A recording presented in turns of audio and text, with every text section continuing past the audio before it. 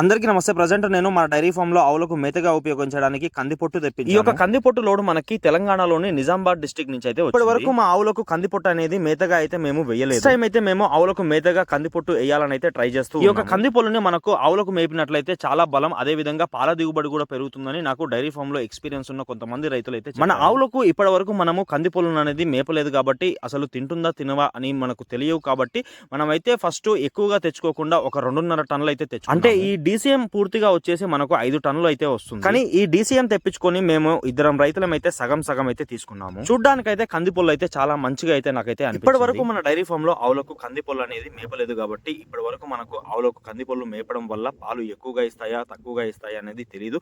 ఇప్పుడే ప్రజెంట్ మన dairy farm లో కందిపొల్లు పోయించుకుంటున్నాము. ఆవులకు కూడా మేతగా వేస్తాము.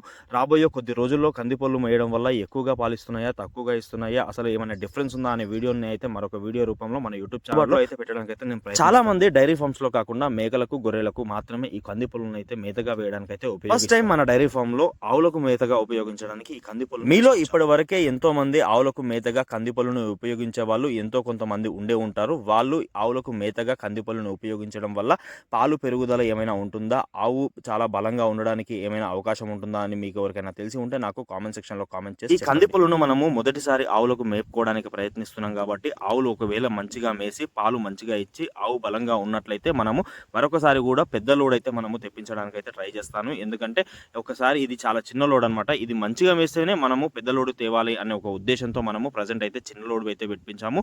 ఈ యొక్క లోడ్ లో మనకు 5 టన్నుల వరకు అయితే కందిపొల్లు అయితే వస్తుంది.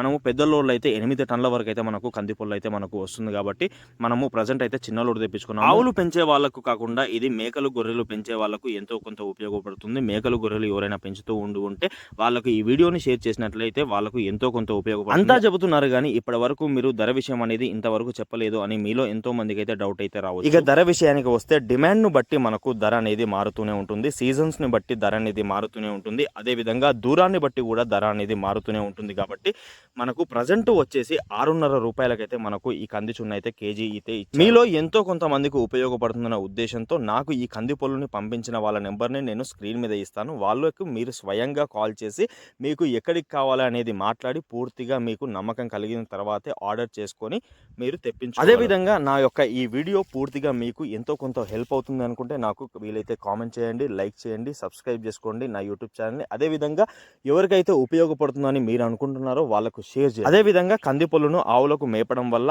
ఆవు పాల దిగుబడి ఏమైనా పెరిగిందా లేదా, ఆవు బలంగా మారిందా లేదా అనే విషయాన్ని మరొక వీడియోలో మీతో షేర్ చేసుకుంటాను. కాబట్టి ఆ వీడియో కోసం తప్పకుండా మీరు వెయిట్ చేస్తూ ఉండండి.